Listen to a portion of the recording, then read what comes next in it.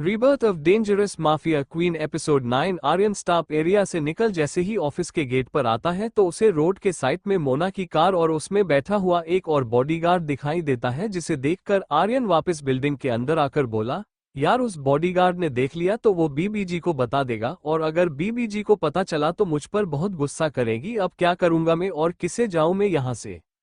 आर्यन ये सोच ही रहा था तभी उसकी नजर सामने खड़े गार्ड पर जाती है जो कंफ्यूज होकर उसे ही देख रहा था। ये देख आर्यन सोच कुछ मुस्करा कर उसके पास आकर बोला, सोनो तुम मुझे अपनी गार्ड की शर्ट और टोपी उतार कर दो।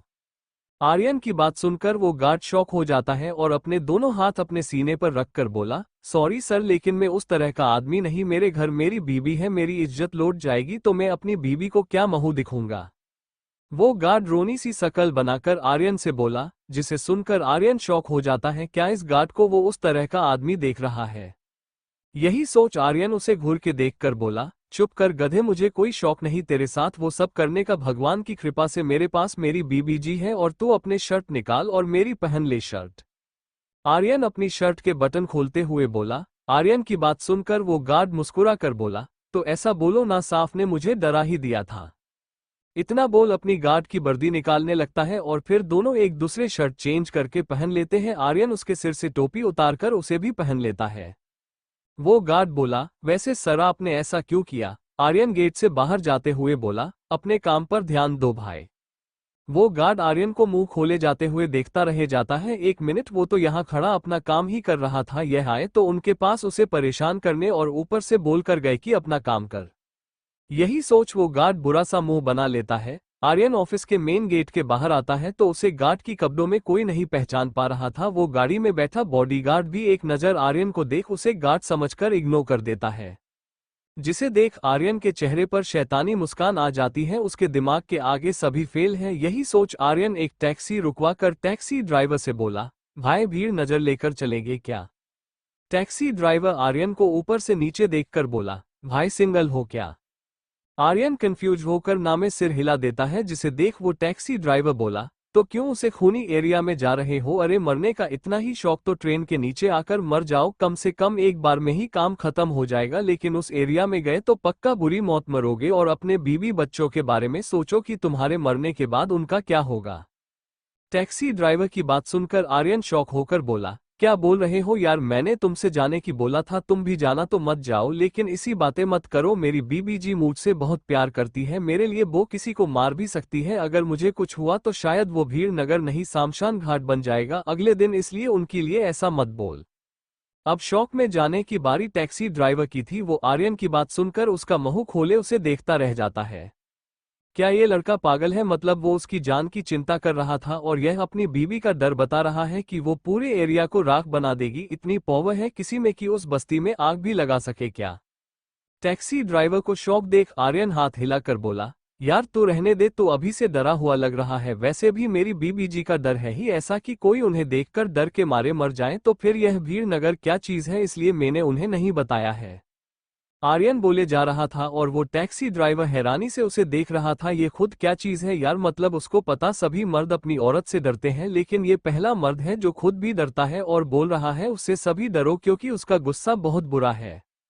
अरे अब कोई इस टैक्सी ड्राइवर को किसे समझाए कि आर्यन भले ही कितना भोला हो लेकिन वो झूठ नहीं बोलता है, और उसने सही बोला कि मोना गलती से पता चल गया तो वो आर्यन का जो होगा सो होगा, पर गलती से उसे थोड़ा भी नुकसान पहुंचा उस गुंडे वाले एरिया में तो उसे एरिया को सच में राख बना देगी।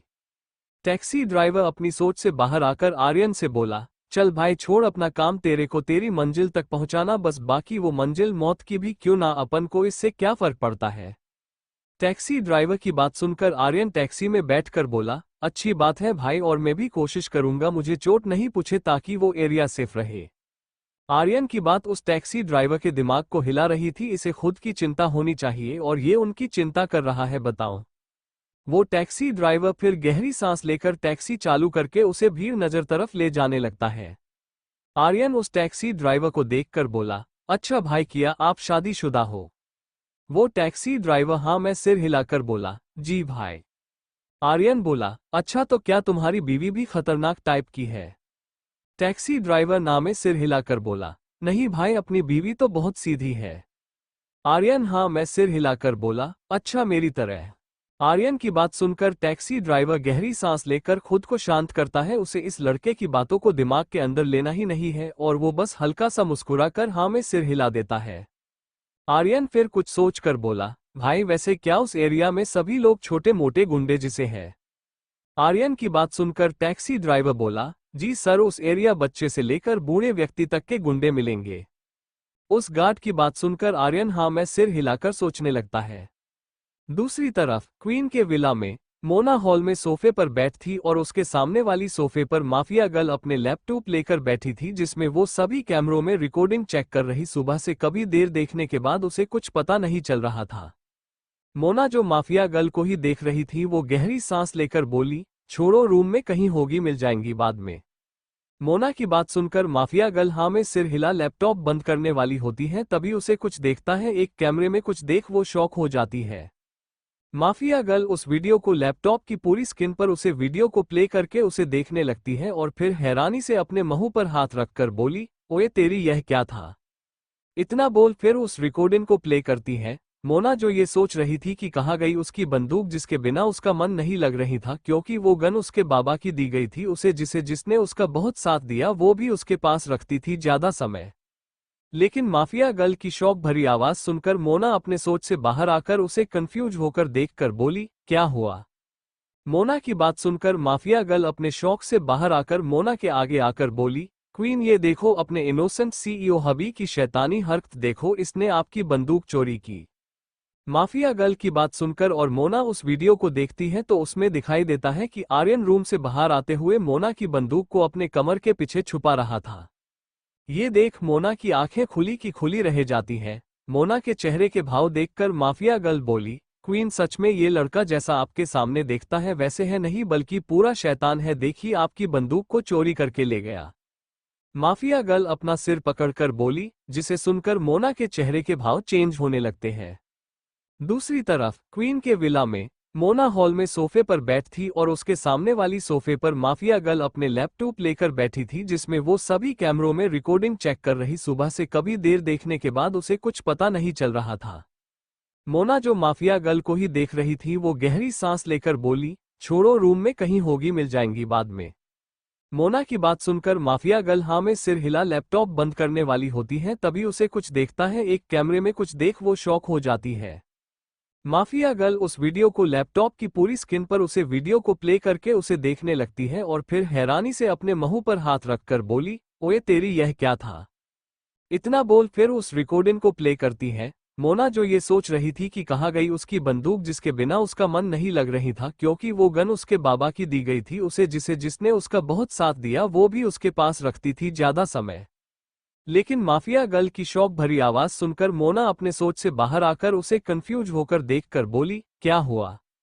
मोना की बात सुनकर माफिया गर्ल अपने शौक से बाहर आकर मोना के आगे आकर बोली, क्वीन ये देखो, अपने इनोसेंट सीईओ हबी की शैतानी हरकत देखो, इसने आपकी बंदूक चोरी की।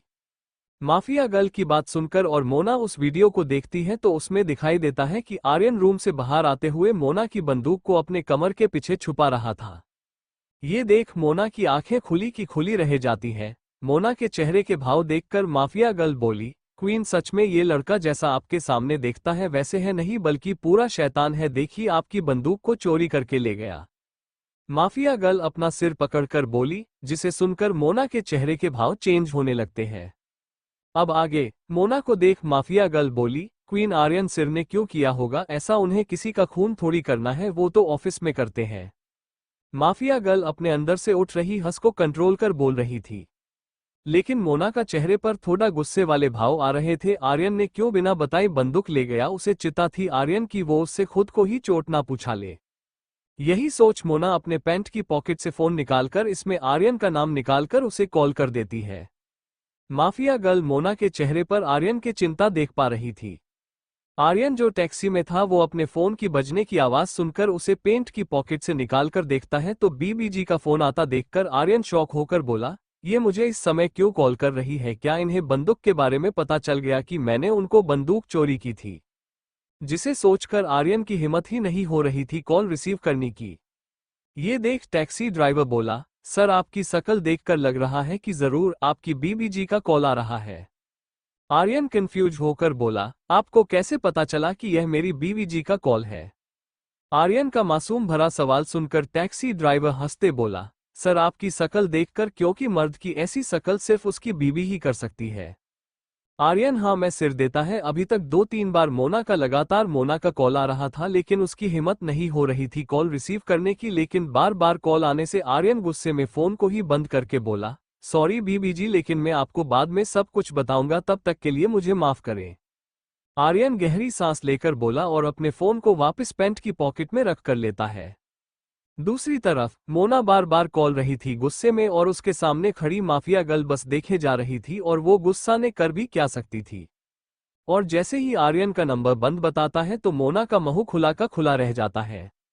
मोना अपने फोन को घूर के देखते हुए बोली, इनकी इतनी हिम्मत कि इन्होंने मेरी वजह से अपना फोन ही बंद कर लिया। मोना के पास खड़ी माफिया गर्ल अपना सिर नीचे मुस्कुराने लगती है। मोना फिर सोफे से खड़े होकर बोली, ये लड़के कुछ ज्यादा ही नहीं हो रहा है, मुझे बिना पूछे बंदूक लेकर गया और अब फोन बंद कर लिया ताकि कॉल रिसीव ना करना पड़े मेरा। माफिया गर्ल सोचकर बोली, क्वीन हो सकता है कि सर किसी मीटिंग ये कोई जरूरी काम में भेजी हो, इसलिए उन्हें ऐसा करना पड़े। माफिया गर्ल की बात सुनकर मोना गुस्से में बोली, तब भी उसे फोन बंद नहीं करना चाहिए था। माफिया गर्ल हाँ में सिर देती है, फिर कुछ सोचकर बोली, क्वीन अपने बॉडीगार्डों को कॉल करके पूछ कि अभी आर्यन सर किस काम में बिजी है। माफिया गर्ल के बात सुनकर मोना हल्दी से उस बॉडीगार्ड का नंबर डायल कर देती है जो आर्यन के केबिन के बाहर खड़ा था। आर्यन के ऑफिस के केबिन के बाहर खड़ा बॉडीगार्ड जब अपने फोन को बजने की आवाज सुनकर अपने पैंट की पॉकेट से फोन को निकालकर क्वीन कॉल देख जल्दी से कॉल रिसीव करके बोला, जी मैडम। मोना कॉल रिसीव होते हुए बोली, क्या तुम आर्यन सर के साथ हो? जी मैडम। वो बॉडीगार्ड एक नहर केबिन के अंदर बैठे पीठ करके आर्यन को देखकर बोला। मोना उस बॉडीगार्ड की बात सुनकर बोली, तो क्या सर मीटिंग में है? बॉडीगार्ड नहीं बोल देता है, जिसे सुनकर मोना कड़क आवाज में बोली, तो क्या वो केविन के और उनके साथ कोई है? मोना की बात सुनकर वो बॉडीगार्ड बोला, जी मैडम सर देख तो अकेले रहे हैं लेकिन। मोना बोली, लेकिन क्या? लेकिन कुछ समय पहले लिली गई थी अंदर, आ वो नहीं देख रही और वो बाहर भी नहीं आए। मोना शौक रह जाती है और फिर गुस्से में बोली, तो क्या आर्यन सर दिखाई देते रहे? बॉडीगार्ड बोला, जी मैडम पर सिर की पीठ दिखाई दे रही है। मोना सोफे पर बैठकर अपना सिर पकड़कर बोली, तुम एक काम करो, केबिन के अंदर जाओ और मेरी बताओ कारो सर से। मोना की बात सुनकर बॉडीगार्ड बोला, पर मेम बना सर के परमिशन के अंदर कैसे जाऊं? मोना गुस्से में बोली, दिस इज माई ऑर्डर, जाओ अंदर कैबिन के और मेरी बात करो उन्हें से। मोना की गुस्से भरी आवाज सुनकर वो बॉडीगार्ड बोला, जल्दी से केबिन का डोर खोलकर बोला, सर मैडम का फोन है, वे आपसे बात करना चाहती है। लेकिन आर्यन को कुछ ना बोलता देखकर वो कंफ्यूज होकर बोला, सिर आप सुन रहे हैं ना? कुछ देर बाद भी जब आर्यन कुर्सी से नहीं पलटता है और ना कुछ बोलता है तो फोन से मोना की आवाज आती है, तुम कुर्सी के पास जाकर देखो क्या हुआ। मोना की बात सुनकर वो बॉडीगार्ड जाने लगता है आर्यन की कुर्सी के पास। उस पर बैठी लिली की दिल धड़कन बहुत तेज थी, अब मर गई यार, किस मुसीबत में फंस गए, सर के बजे। दूसरी तरफ मोना बार बार कॉल रही थी गुस्से में, और उसके सामने खड़ी माफिया गर्ल बस देखे जा रही थी और वो गुस्सा ने कर भी क्या सकती थी। और जैसे ही आर्यन का नंबर बंद बताता है तो मोना का मुंह खुला का खुला रह जाता है। मोना अपने फोन को घूर के देखते हुए बोली, इनकी इतनी हिम्मत कि इन्होंने मेरी वजह से अपना फोन ही बंद कर लिया। मोना के पास खड़ी माफिया गर्ल अपना सिर नीचे मुस्कुराने लगती है। मोना फिर सोफे से खड़े होकर बोली, ये लड़के कुछ ज्यादा ही नहीं हो रहा है, मुझे बिना पूछे बंदूक लेकर गया और अब फोन बंद कर लिया ताकि कॉल रिसीव ना करना पड़े मेरा। माफिया गर्ल सोचकर बोली, क्वीन हो सकता है कि सर किसी मीटिंग ये कोई जरूरी काम में भेजी हो, इसलिए उन्हें ऐसा करना पड़े। माफिया गर्ल की बात सुनकर मोना गुस्से में बोली, तब भी उसे फोन बंद नहीं करना चाहिए था। माफिया गर्ल हाँ में सिर देती है, फिर कुछ सोचकर बोली, क्वीन अपने बॉडीगार्डों को कॉल करके पूछ कि अभी आर्यन सर किस काम में बिजी है। माफिया गर्ल के बात सुनकर मोना हल्दी से उस बॉडीगार्ड का नंबर डायल कर देती है जो आर्यन के केबिन के बाहर खड़ा था। आर्यन के ऑफिस के केबिन के बाहर खड़ा बॉडीगार्ड जब अपने फोन को बजने की आवाज सुनकर अपने पैंट की पॉकेट से फोन को निकालकर क्वीन कॉल देख जल्दी से कॉल रिसीव करके बोला, जी मैडम। मोना कॉल रिसीव होते हुए बोली, क्या तुम आर्यन सर के साथ हो? जी मैडम। वो बॉडीगार्ड एक नहर केबिन के अंदर बैठे पीठ करके आर्यन को देखकर बोला। मोना उस बॉडीगार्ड की बात सुनकर बोली, तो क्या सर मीटिंग में है? बॉडीगार्ड नहीं बोल देता है, जिसे सुनकर मोना कड़क आवाज में बोली, तो क्या वो केविन के और उनके साथ कोई है? मोना की बात सुनकर वो बॉडीगार्ड बोला, जी मैडम सर देख तो अकेले रहे हैं लेकिन। मोना बोली, लेकिन क्या? लेकिन कुछ समय पहले लिली गई थी अंदर, आ वो नहीं देख रही और वो बाहर भी नहीं आए। मोना शौक रह जाती है और फिर गुस्से में बोली, तो क्या आर्यन सर दिखाई देते रहे? बॉडीगार्ड बोला, जी मैडम पर सिर की पीठ दिखाई दे रही है। मोना सोफे पर बैठकर अपना सिर पकड़कर बोली, तुम एक काम करो, केविन के अंदर जाओ और मेरी बताओ कारो सर से। मोना की बात सुनकर बॉडीगार्ड बोला, पर मेम बना सर के परमिशन के अंदर कैसे जाऊं? मोना गुस्से में बोली, दिस इज माई ऑर्डर, जाओ अंदर कैबिन के और मेरी बात करो उन्हें से। मोना की गुस्से भरी आवाज सुनकर वो बॉडीगार्ड बोला, जल्दी से केविन का डोर खोलकर बोला, सर मैडम का फोन है, वे आपसे बात करना चाहती है। लेकिन आर्यन को कुछ ना बोलता देखकर वो कंफ्यूज होकर बोला, सिर आप सुन रहे हैं ना? कुछ देर बाद भी जब आर्यन कुर्सी से नहीं पलटता है और ना कुछ बोलता है तो फोन से मोना की आवाज आती है, तुम कुर्सी के पास जाकर देखो क्या हुआ। मोना की बात सुनकर वो बॉडीगार्ड जाने लगता है। आर्यन की कुर्सी के पास उस पर बैठी लिली की दिल धड़कन बहुत तेज थी। अब मर गई यार, किस मुसीबत में फंस गए, सर के बजे। अब आगे शाम का समय, भीड़ बस्ती में टैक्सी वाला आर्यन को भीड़ नगर यानी गुंडा एरिया में लेकर आया था, जहां लोग आप में गाली देकर ज्यादातर बातें कर रहे थे और कुछ लोग दारू पीकर घूम रहे थे। आर्यन यहां का इतना खराब माहौल देखकर हैरान था। टैक्सी वाला फिर आर्यन को एक पुरानी सी फैक्ट्री के आगे टैक्सी रोक कर बोला, बॉस लो आ गई आपकी मंजिल, अब आप जानो या आपका काम। उस टैक्सी वाले की बात सुनकर आर्यन हाँ में सिर हिलाकर टैक्सी से उतर कर बोला, भाई क्या तुम मेरा यही इंतजार कर सकते हो, मुझे थोड़ा काम किसी से, फिर वापस चलना। आर्यन उसे टैक्सी वाले को पैसे देते हुए बोला और टैक्सी ड्राइवर बोला, ठीक है बॉस, लेकिन याद रखना मैं सिर्फ 15 मिनट इंतजार करूंगा, उसके बाद चला जाऊंगा, फिर आपकी गलती होगी। आर्यन हाँ में सिर हिला देता और उसे पुरानी फैक्ट्री के अंदर चला जाता है, थोड़ा सा गेट खोलकर। ये देख वो टैक्सी वाला ऊपर देखकर बोला, बजरंगबली इस मासूम लड़के की रक्षा करना। दूसरी तरफ आर्यन का ऑफिस के केबिन में क्वीन का ऑर्डर मानकर वो बॉडीगार्ड आर्यन की कुर्सी की तरफ बढ़ने लगता है जिस पर लिली बैठी हुई थी पीठ करके, और अपने तरफ बॉडीगार्ड को आता देखकर लिली अपनी आंखें बंद कर लेती है। यार अब मरी वो बॉडीगार्ड लिली के पीछे खड़ा हुआ फोन आगे करके बोला, सर मैडम जी आपसे बात करना चाहती है। लिली जिसने अपनी आंखें बंद करे हुए थी, अपनी आंखें खुलकर उस बॉडीगार्ड से फोन लेकर अपने कान पर लगा लेती है। कॉल पर मोना गुस्से से बोली, तुम मेरा फोन क्यों नहीं उठा रहे थे और मुझे से बिना पूछे मेरी बंदूक कैसे उठाकर लेकर गए, तुम मरना चाहते हो क्या? मोना की बात सुनकर लिली की आंखें बड़ी बड़ी हो जाती हैं, इसका मतलब आर्यन के पास जो बंदूक थी वो उसकी वाइफ की थी। मोना की लास्ट बात सुनकर कि वो उसे मार देगी, लिली जल्दी से डरकर कुर्सी से खड़े होकर बोली, नहीं नहीं लेडी बॉस, मैं निर्दोष हूं, मुझे मत मारो। बोलने के बाद लिली अपने जीभ पर दांत रखकर मन में बोली, ये भगवान उसने ये क्या किया, उसे बताना नहीं था, अब उसे आर्यन बॉस नहीं छोड़ेंगे, लेकिन वो सिर्फ ज्यादा से ज्यादा जॉब से निकालेंगे, पर यह औरत मेरा ऊपर का ही टिकट काट देगी। मोना शौक होकर बोली, लीली तुम? वो गार्ड भी हैरानी से लीली को देख जा रहा था, मतलब वो इस लीली को आर्यन बॉस समझ रहा था। लीली मोना की बात सुनकर अपनी आंखें बंद कर बोली, सॉरी लेडी बॉस, लेकिन मैंने जानबूझकर कुछ नहीं किया, ये सब आर्यन सर का प्लान था। मोना लीली की बात सुनकर बोली, क्या है आर्यन का प्लान मतलब? सोफे से खड़े होकर बोली, माफिया गर्ल, ये देख। वो भी खड़े होकर बोली, क्या हुआ क्वीन? मोना उसे 2 मिनट शांत रहने का इशारा कर देती है, जिसे समझकर माफिया गर्ल हाँ में सिर हिला देती है। मोना फिर फोन पर लिली से बोली, लिली मुझे साफ साफ बताओ हुआ क्या? मोना की बात सुनकर लिली बोली, जी लेडी बॉस, वो क्या ना आज एक नंबर से किसी ने आर्यन सर के नाम से सभी शेयर होल्डरों को धमकी दी थी। मोना हाँ में सिर हिलाकर बोली, आगे बोलो। लिली हाँ में सिर हिला बोली, तो क्या हुआ ना कि आर्यन सर इस चीज को लेकर परेशान थे, कोई क्यों उनका नाम उपयोग कर रहा है, अगर उसने किसी को उनके नाम से मार दिया तो फिर वो जेल चले जाएंगे। लिली की बात सुनकर मोना की आंखें बड़ी बड़ी हो जाती हैं। क्या करे वो इस इनोसेंट हब्बी का, बताओ कितना दिमाग लगा लिया। तभी लिली आगे बोली, और फिर उन्हें मुझे उस आदमी का एड्रेस और सारी इंफॉर्मेशन निकलवा कर मुझे अपनी कुर्सी पर बैठा कर चले गए उसे आदमी के पास। लिली की पूरी बात सुनकर मोना अपना सिर पकड़कर बैठ जाती है सोफे पर।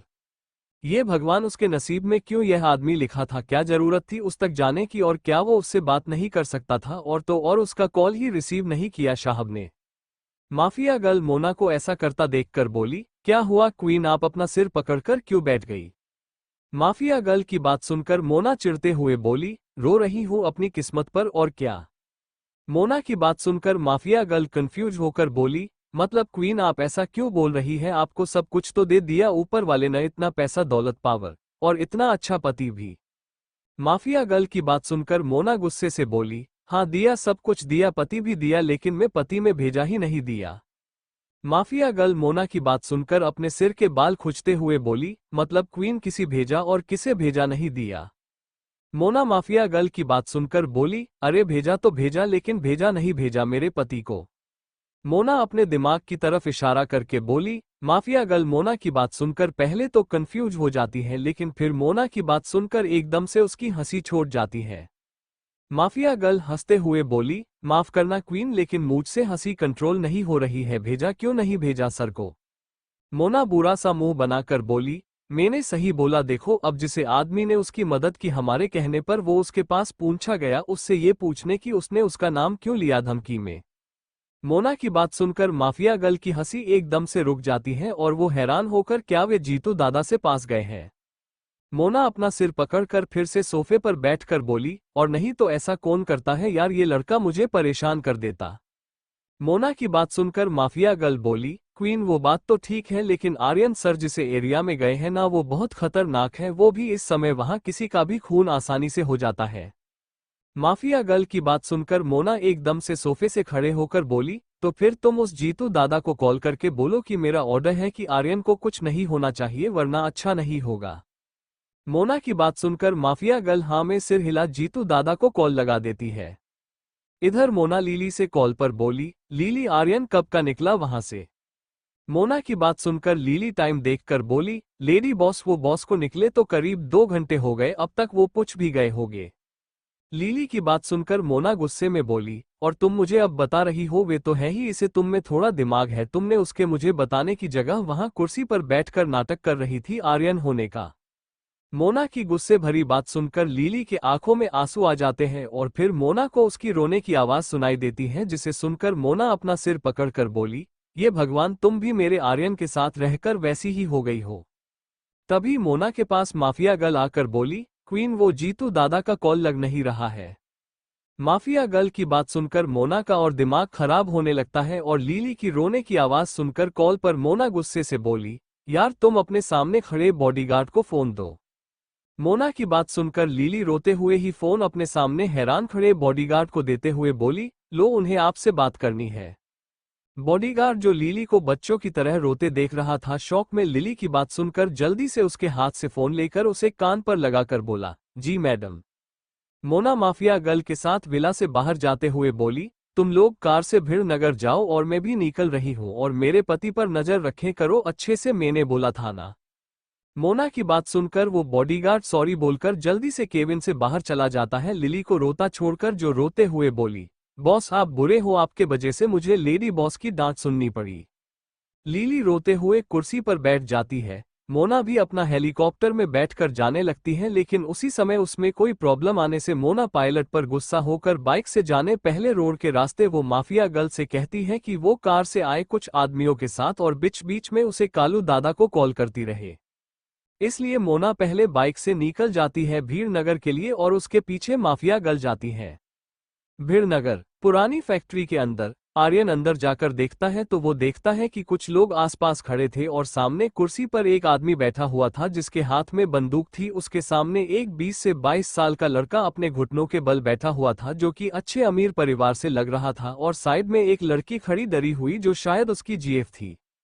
कुर्सी पर बैठा आदमी नीचे घुटनों के बल बैठे लड़के को देखकर अपने दाढ़ी को बंदूक से खोजते हुए बोला, यार तुम लोंडो की यही प्रॉब्लम है, तुम जीएफ चाहिए, बाइक चाहिए और वॉलेट में पैसे चाहिए बाप की कमाई के, ताकि इन अपनी जीएफ को घुमा सके, और जब पैसे नहीं होते तो हम जैसे लोगों से उधार लेकर घूमते और मजे करते हो। सब ठीक करो, मुझे कोई प्रॉब्लम नहीं है, पर बाप के पैसे से मेरे पैसे लिए तो समय पर तुझे वापस करना चाहिए थे ना। कुर्सी पर बैठे आदमी की बात सुनकर नीचे घुटनों के बल बैठा लड़का रोनी सी शकल बनाकर अपने हाथ जोड़कर बोला, जीतू दादा कुछ दिन और दे दो बस मुझे, मैं पक्के में आपके सारे पैसे दे दूंगा। जीतू दादा जो कुर्सी पर बैठा हुआ था वो उस लड़के की बात सुनकर नामे सिर हिलाकर बोला, ना अब ना मिलेगा तुझे, समय पहले ही 1 महीना ज्यादा दे दिया मैंने तुझे, जो मैं किसी को नहीं देता हूं, तो मुझे अभी की अभी अपने पूरे पैसे दे, चाहे तू अपने बाप को कॉल कर या इस लड़की के बाप को। जीतू दादा सामने डरी हुई खड़ी लड़की को देखकर बोले। वो लड़की जीतू दादा की बात सुनकर नामे सिर हिलाकर बोली, नहीं नहीं आप मेरे डेट को कॉल नहीं कर सकते, वैसे भी मैंने थोड़ी आपसे पैसे लिए, जिसने लिए उससे मांगो। वो लड़की की बात सुनकर सभी शौक रहे जाते। जीतू दादा हंसते हुए उस लड़के को देखकर बोले, ले बेटे तूने इस लड़की पर पैसे खर्च किए जो तुझे फंसाकर साइट हो रही है। जीतू दादा की बात सुनकर आसपास खड़े सभी लोग हंसने लगते हैं इस लड़के पर। वो लड़का भी अपनी जीएफ को हैरानी से देखता है तो वो लड़की अपना सिर नीचे कर लेती है। ये देख वो लड़का बोला, टीना मैं तुम्हारे पिता को 1 रुपए नहीं देने देता, चाहे मुझे कुछ भी करना क्यों नहीं पड़ता, लेकिन तुमने ऐसा बोलकर दिखा दिया कि तुम सिर्फ मेरे पैसे से प्यार करती थी। अपने बीएफ की बात सुनकर वो लड़की अपना सिर ऊपर करके उसे देखकर बोली, सॉरी यार लेकिन मैं अपने पिता तक हमारी बात नहीं जाने दे सकती, तुम मेरी प्रॉब्लम को समझने की कोशिश करो। इतना बोल वो लड़की अपना सिर फिर से नीचे कर लेती है और वो लड़का नम आंखों से बोला, टीना तो क्या मैं पागल था जो तुम्हारी हर इच्छा को पूरी करता था। इतना बोल उस लड़के के आंखों में आंसू आ जाते हैं। सभी लोग ये देख जीतू दादा को देखते हैं जो उस लड़के को देख रहे थे। तभी एक आदमी जो जीतू दादा के कुर्सी के साइड में खड़ा था वो बोला, लड़के यही कड़वा सच है कि तुम जिस लड़की के लिए अपने माँ बाप को विश्वास को धोखा देते हो, झूठ बोलकर पैसे मांगकर, और यही लड़की तुम्हें धोखा देती है। उसे आदमी की बात सुनकर जीतू दादा हैरान होकर उसे देखकर बोले, वाह यार तूने क्या बात बोली, इसके लिए तालियां हो जाए। जीतू दादा की बात सुनकर सभी लोग तालियां बजाने लगते हैं। तभी जीतू दादा गुस्से में बोले, यहाँ क्या कोई प्रवचन हो रहे हैं कि हम लोग इन दोनों का लव लव खेल रहे हैं कि तू बुरी नहीं मैं बुरा। जीतू दादा की गुस्से भरी बात सुनकर सभी लोग अपना सिर नीचे कर लेते हैं। जीतू दादा फिर सामने उदास बैठे लड़के को देखकर बोले, देखे छोटे ये तेरी गलती है, तूने क्यों इस लड़की से प्यार किया, हमें इससे कोई लेना देना नहीं, हमें हमारा पैसा चाहिए अभी की अभी बस, वरना ये लड़की यही रहेगी मेरे पास। जीतू दादा अपने आदमियों को इशारा कर बोला, जिसकी बात सुनकर वे 2 आदमी टीना के पास उसके सिर पर बंदूक रखकर उसे जीतू दादा के पास लाकर खड़ा कर देते हैं। वो लड़की डरते हुए उस लड़के देखकर बोली, प्लीज बेबी मुझे बचा लो ना। उस लड़की की बात सुनकर सभी लोग शॉक होकर उसे देखते हैं, क्या है यार लड़की जो हर मिनट में चेंज हो रही है। वो लड़का जीतू दादा को देखकर बोला, आप उसे छोड़ दो, बदले में यहाँ रुकने के लिए तैयार हूं। अब शौक होकर सभी उसे लड़के को देखते हैं। अब ये क्या था भाई, अभी तो इसे इस लड़की की सच्चाई पता चली फिर उसे बचा रहा है। जीतू दादा नामे सिर हिलाकर बोला, नहीं तेरा क्या हम आचार डालेंगे, तो हमारे किस काम का नहीं, लेकिन ये बहुत काम की है, पहले मुझे खुश करेगी फिर मेरे सभी साथी को, और उसके बाद धंधा करके हमें पैसे कमा कर देगी। जीतू दादा अपने पास खड़ी लड़की की कमर में हाथ फेरते हुए मुस्कुरा कर बोला। जीतू दादा की बात सुनकर सभी लोगों के चेहरे पर मुस्कान आ जाती है। वो लड़की डर के अपने बीएफ को देखती है तो वो लड़का खड़ा हो बोला, जीतू दादा हाथ मत लगाना उसे, नहीं तो आचा नहीं होगा। वो लड़का जीतू दादा की तरफ उंगली पॉइंट करके बोला, जिसे देख सभी लोग हैरान, और जीतू दादा का चेहरे पर गुस्सा आ जाता है और अपने 2 आदमी को इशारा करते हैं जो उस लड़के को पकड़कर उसे वापस घुटनों के बल बैठा कर लेते हैं, उसके कंधे पर हाथ रखकर उसे नीचे दबाने लगते हैं। ये देख जीतू दादा बोला, मुझे बिल्कुल भी पसंद नहीं कोई मुझे उंगली दिखाकर बात करे लड़के, और अब तेरे सामने ही इस लड़की के साथ सब करके अपने पैसे निकलूंगा, तू कुछ नहीं कर पाएगा देख। इतना बोल जीतू दादा अपने पास खड़ी लड़की का हाथ पकड़कर उसे खींचकर एक झटके से अपनी गोद में बैठा लेता है और उसे अपने बाहों में भर गोद से चिपका लेता है। ये देख उस लड़की की आंखों में आंसू आ जाते हैं। वो लड़का भी चीखते हुए बोल रहा था कि कमीने छोड़ दे उसे। ये देख वहां खड़े लोग सभी लोग हंसने लगते हैं। जीतू दादा उस लड़के जो उसकी गोद में बैठी थी उसके कंधे पर किस करके बोला, अरे बेबी रो क्यों रही हो, अब तुम्हारे पिता को कुछ पता नहीं चलेगा कि तुम्हारे साथ क्या हुआ, तुम बस मुझे खुश करो। वो लड़की रोते हुए अपने दोनों हाथ जोड़कर रोते हुए नामे सिर हिलाने लगती है। वो लड़का अपनी जीएफ की हालत देखकर जोर जोर से चीख कर बोले जा रहा था कि वो उसे छोड़ दे, वो उनके पैसे दे देगा। जीतू दादा बिना उस लड़के की बात सुनकर अपने गोद में बैठी लड़की के ऊपर कपड़ों में हाथ डाल देता है, जिसे देख वो लड़की उसका हाथ पकड़कर रोते हुए नामे सिर हिलाने लगती है। आर्यन जो काफी देर से ये सब देख रहा था दूर खड़ा होकर वो ये सब देखकर जोर से बोला, रुको। आर्यन की आवाज सुनकर सभी लोग फैक्ट्री के गेट की तरफ देखते हैं तो वहां एक लड़का खड़ा है, गार्ड के कपड़ों में गुस्से में उन्हें घूरे जा रहा था। जीतू दादा ये देख अपने हाथ उस लड़की के कपड़ों में से बाहर निकाल कर बोला, कौन है वे? तो ये क्या गार्ड की काम मांगने आया है? अगर ऐसा जाए यहाँ से, हमें कोई गार्ड नहीं चाहिए, तू निकल। जीतू दादा की बात सुनकर आर्यन उसके पास आते हुए बोला, आया तो क्या किसी और वजह से तुझे समझाने के लिए, लेकिन पहले तू इस लड़की और इस लड़के को छोड़, फिर बात करूंगा तुझसे उस बारे में। आर्यन उन दोनों आदमी को दूर कर उस लड़के को खड़ा करके बोला। ये देख जीतू दादा गुस्से में बोला, तू कौन? वे क्यों मरने आया यहाँ? वैसे भी इन्हें मैं तब तक नहीं जाने दे सकता हूँ जब तक ये मेरे पैसे नहीं देते। आर्यन बोला, ओके मैं दूंगा इनके पैसे, बोलो कितने इस लड़के के पैसे हैं? आर्यन की बात सुनकर एक पल के लिए सभी शॉक हो जाते हैं और उसके कपड़े देख सभी हंसने लगते हैं। जीतू दादा सभी को हाथ के इशारे से शांत रहने का इशारा करके बोला, जा रहे हैं, पहले नौकरी तो देख ले अपने लिए, तो कोड़ी के नौकर तब बात करना। इतना बोल वो लड़की को खुद से चिपका लेता है और फिर उसके सिर अपनी तरफ मोड़ उसे किस करने के लिए आगे बढ़ने लगता है। जीतू दादा उस लड़के जो उसकी गोद में बैठी थी उसके कंधे पर किस करके बोला, अरे बेबी रो क्यों रही हो? अब तुम्हारे पिता को कुछ पता नहीं चलेगा कि तुम्हारे साथ क्या हुआ, तुम बस मुझे खुश करो। वो लड़की रोते हुए अपने दोनों हाथ जोड़कर रोते हुए नामे सिर हिलाने लगती है। वो लड़का अपनी जीएफ की हालत देखकर जोर जोर से चीख कर बोले जा रहा था कि वो उसे छोड़ दे, वो उनके पैसे दे देगा। जीतू दादा बिना उस लड़के की बात सुनकर अपने गोद में बैठी लड़की के ऊपर कपड़ों में हाथ डाल देता है, जिसे देख वो लड़की उसका हाथ पकड़कर रोते हुए नामे सिर हिलाने लगती है। आर्यन जो काफी देर से ये सब देख रहा था, दूर खड़ा होकर वो ये सब देखकर जोर से बोला, रुको। आर्यन की आवाज सुनकर सभी लोग फैक्ट्री के गेट की तरफ देखते हैं तो वहां एक लड़का खड़ा है, गार्ड के कपड़ों में गुस्से में उन्हें घूरे जा रहा था।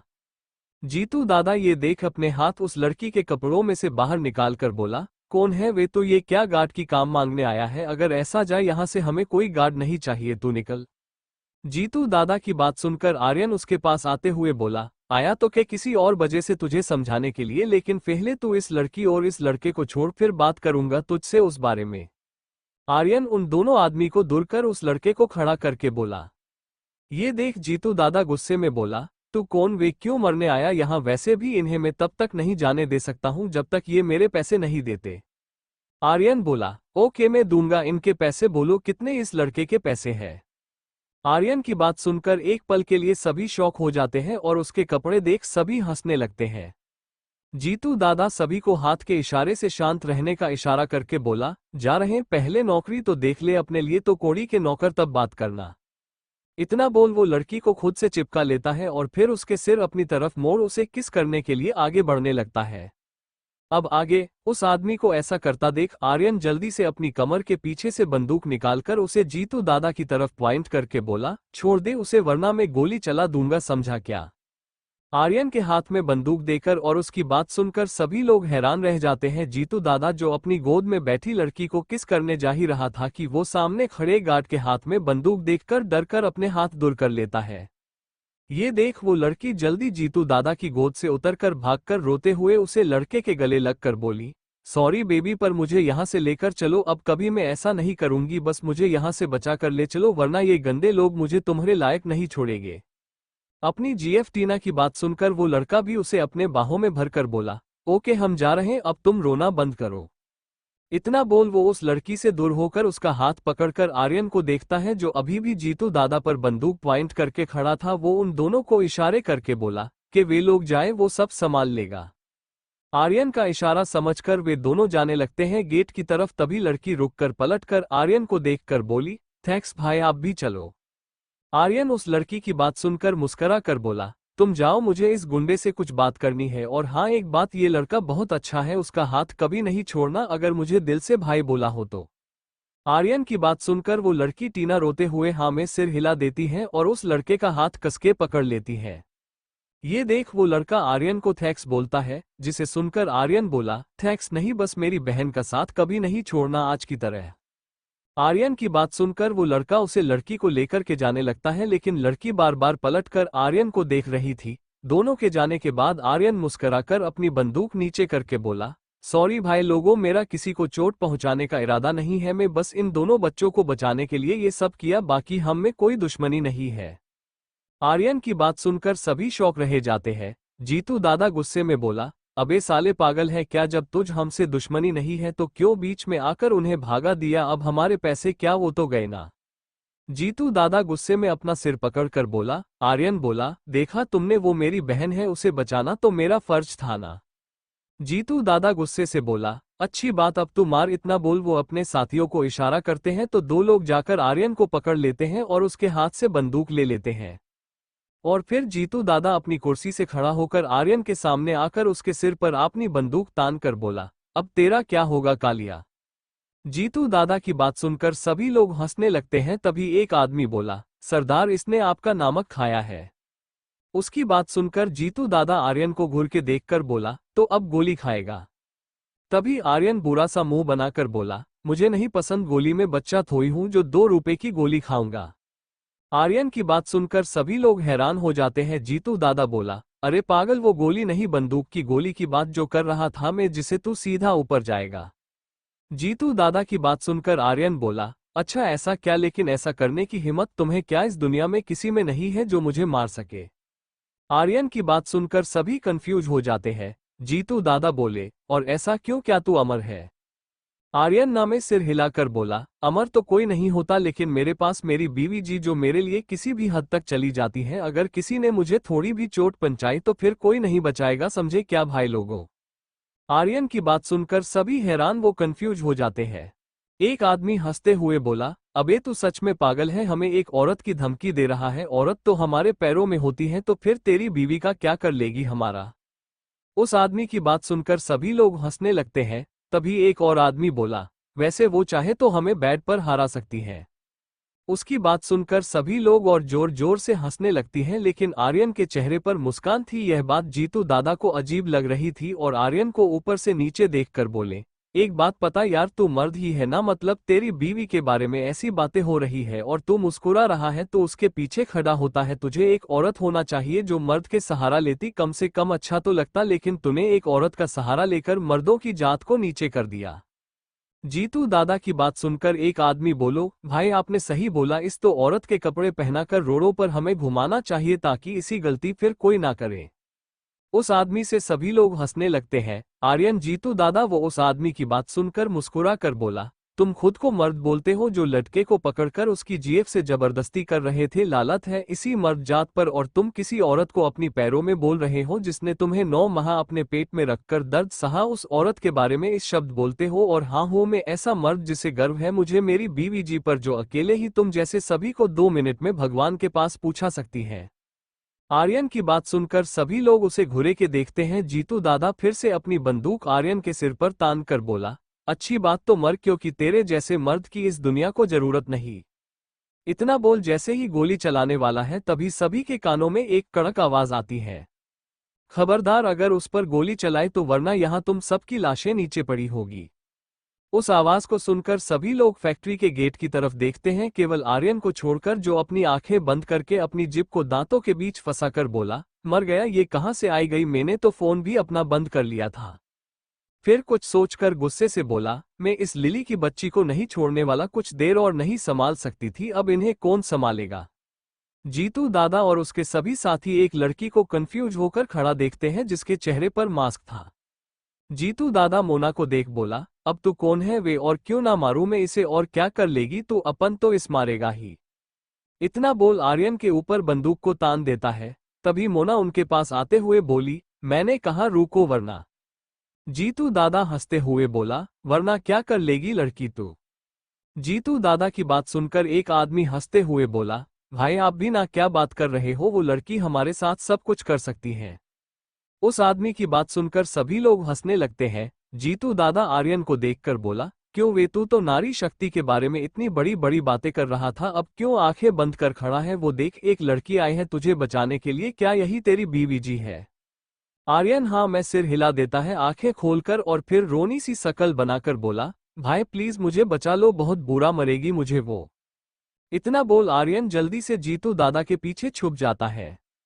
ये देखकर सभी शौक हो जाते हैं। जीतू दादा ये देख बोला, अबे बीवी से कौन डरता है वे।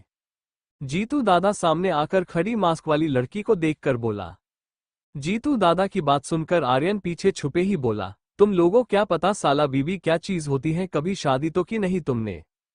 आर्यन की बात सुनकर जीतू दादा कुछ बोल पाता उससे पहले मोना जो उसके सामने खड़ी वो गुस्से से बोली, अब भी आप मेरे सामने आओ वरना मैं अपना गुस्सा इन लोगों पर उतारूंगी। मोना की बात सुनकर सभी के मुंह खुले के खुले रह जाते हैं, ये कौन सी बात हुई यार, अपने पति की गुस्सा हम पर क्यों उतारेगी। आर्यन थोड़ा सा सिर बाहर निकाल कर मोना को देखता है जो उसे घुरे जा रही थी। ये देख आर्यन फिर अपना सिर जीतू दादा के पीछे करके बोला, नहीं नहीं मुझे आना, आप मारोगी। आर्यन की बात सुनकर जीतू दादा बोला, क्या वे इतना भी क्या डरना, इसे तो मेरा एक आदमी पकड़ कर तेरे सामने खड़ा कर देगा, अभी देख। इतना बोल जीतू दादा एक आदमी को ऐसा करने का इशारा कर देता है। मोना जो आर्यन की बात सुनकर और ज्यादा गुस्सा हो गई क्योंकि इस लड़के उसे परेशान करके रखा है और अब तो उसकी बात भी नहीं मान रहा है। यही सोच सोचकर उसका दिमाग खराब होता जा रहा था और जैसे ही एक आदमी जीतू दादा की बात सुनकर मुस्कुराते हुए मोना के पास आकर उसके कंधे की तरफ हाथ बढ़ाते हुए बोला, यार तू एक लड़की से डरता है, इस तुम्हें। उसके मुंह से इतने ही शब्द निकले थे क्योंकि अगले ही पल वो जमीन पर पड़ा हुआ था और खून की उल्टी कर देता है। सभी लोग जिनके चेहरे पर मुस्कान थी वो उसी मुस्कान शौक में बदल जाती है। आर्यन हल्का सा सिर अपना बाहर निकालकर नीचे जमीन पर पड़े आदमी की हालत देखकर रोनी सी शकल बना मोना को देखता है जो उसे घूर के देख रही थी। आर्यन ये देख बोला, देखा भाई मेरी बीवी जी को, अब आप ही मुझे बचाओ। इतना बोल आर्यन फिर से जीतू दादा के पीछे छुप जाता है। अपने एक आदमी की हालत देख और अपने पीछे छुपे लड़के की बात सुनकर जीतू दादा बोला, अब तो वैसे भी हम इसे नहीं छोड़ने वाले हैं। इतना बोल फिर से दो आदमियों को जाने का इशारा कर देता है, जिसे समझकर दो आदमी जैसे ही मोना के पास जाते हैं और उसे हाथ लगाने वाले होते तो मोना दोनों के हाथ पकड़ उन्हें मोड़ देती है, जिसे दर्द में दोनों आदमी की चीख निकल जाती है। ये देख सभी शौक रह जाते हैं, वे दोनों आदमी दर्द में चीखते हुए मोना से माफी मांगने लगते हैं। जीतू दादा के पीछे छुप आर्यन से मोना बोली, अब भी आ रहे आप या मैं इनका हाथ तोड़ दूं। मोना की बात सुनकर सभी लोग डर जाते हैं। जीतू दादा मोना को रोकते हुए बोले, ये लड़की रुक, तो मेरे आदमियों को छोड़। वे दोनों आदमी जोर जोर से चीखते बॉस बचाओ बोल रहे थे। आर्यन मोना की बात सुनकर अपना सिर फिर से बाहर निकालकर मोना को दांत दिखाते हुए बोला, मैं आपके पास आऊंगा लेकिन आप मुझसे वादा करो आप मुझे मारेंगी नहीं। मोना घूर के आर्यन को देख बोली, आप आ रहे हैं या नहीं। जीतू दादा अपना सिर पकड़कर बोला, ये क्या है यार, और फिर गुस्से में बोला, ये सब इस लड़के के वजह से हुआ। इतना बोल वो पलटकर आर्यन के गाल पर एक जोर का थप्पड़ रसीद कर बोला, तू कौन है और क्यों अपनी बीवी को यहां लेकर आया। आर्यन के गाल पर थप्पड़ पड़ते ही वहां सभी लोग शांत हो जाते हैं। मोना भी उन दोनों आदमी को छोड़कर आर्यन को देखती है जो अपने गाल पर हाथ रख उसे ही देख रहा था। ये देख जीतू दादा आर्यन की कॉलर पकड़कर बोला, बहुत हुआ ये सब, अब तू गया बेटा। इतना बोल वो जैसे ही अपनी बंदूक निकालकर आर्यन के माथे पर रखकर गोली चलाने वाला होता है तभी उसके कान में एक दर्दनाक चीख सुनाई देती है। वो पीछे पलटकर देखता है, उसका एक और साथी जमीन पर पड़ा हुआ दर्द में अपना हाथ पकड़े चीख रहा था। जीतू दादा इस शौक से बाहर आ पाता उससे पहले तीसरा आदमी भी उड़ता हुआ दूर जाकर गिरता है। ये देख सभी शौक होकर मोना को देखते हैं जिसका गुस्सा अब इतना बढ़ गया था कि वो आसपास खड़े जीतू दादा के आदमियों को पीट रही थी और फिर आर्यन और जीतू दादा बस अपना सिर मोड़कर इधर देखते कभी उधर, चारों तरफ उसके आदमी उड़ते हुए गिर रहे थे। आखिर में मोना जीतू दादा के पास आते हुए बोली, तेरी हिम्मत कैसे हुई मेरे पति को थप्पड़ मारने की। जीतू दादा मोना की तरफ बंदूक पॉइंट करके बोला, मैंने कहा लड़की वहां रुक जा वरना तू गई। लेकिन मोना नहीं रुकती है। ये देख आर्यन बहुत डर जाता है। जीतू दादा मोना को रुकता ना देख जैसे ही गोली चलाने वाला होता है तभी एक गोली आकर उसके हाथ में लगती है। जीतू दादा के हाथ से बंदूक दूर जाकर गिरती है और दर्द में चीखते हुए घुटनों के बल बैठकर सामने देखता है गेट की तरफ जहां माफिया गर्ल खड़ी थी कुछ बॉडीगार्ड के साथ। मोना आर्यन को देखती है जो डरा हुआ अपनी आंखें बंद करके खड़ा था, लेकिन जीतू दादा की चीख सुनकर अपनी आंखें खुलकर देखता है तो उसके सामने उसकी बीवी जी खड़ी थी जो सही सलामत थी। ये देख आर्यन जल्दी से आगे बढ़कर मोना को गाला ले लगकर रोने लगता है। मोना ये देख हैरान रह जाती है। माफिया गर्ल और बॉडीगार्ड मोना के पीछे खड़े हो जाते हैं जीतू दादा की तरफ गन पॉइंट करके। मोना आर्यन को रोता देखकर उसके अंदर का सारा गुस्सा एक बार में शांत हो जाता है और आर्यन को बाहों में भरकर उसके सिर पर हाथ फेरते हुए बोली, हब्बी मैं ठीक हूँ, आप इस तरह क्यों रो रहे, देखो मुझे कुछ नहीं हुआ। आर्यन बहुत कसके मोना को पकड़े हुए था, जिसका एहसास मोना को भी हो रहा था कि आर्यन कितना डर चुका है उसे लेकर। इसलिए वो आर्यन को कुछ ना बोलता देखकर शांति से खड़ी रहती है और प्यार से उसके सिर पर हाथ फेरते रहती है। कुछ देर बाद जब मोना को आर्यन की रोने की आवाज नहीं आती है और तो जैसे ही उसे अलग होने को होती है तो देखती है कि आर्यन सो चुका था, जिसे देखकर उसकी आंखें बड़ी बड़ी हो जाती है। ये लड़का सो भी गया, खड़े खड़े उसके कंधे पर सिर रखकर। मोना फिर गहरी सांस लेकर आर्यन को गोद में उठाकर माफिया गर्ल को इशारा करके कि वो सब संभाल ले यहाँ। माफिया गर्ल हाँ में सिर हिला देती है, जिसे देख मोना आर्यन को लेकर जाने लगती है, जिसके साथ दो बॉडीगार्ड भी चाले जाते हैं, जिनमें एक गाड़ी का पीछे का गेट खोल देता है, जिसमें मोना आर्यन को लेकर बैठ जाती है और वे बॉडीगार्ड कार में आगे सीट पर बैठ जाते हैं और उनमें से चालू करके वहां से ले जाता है।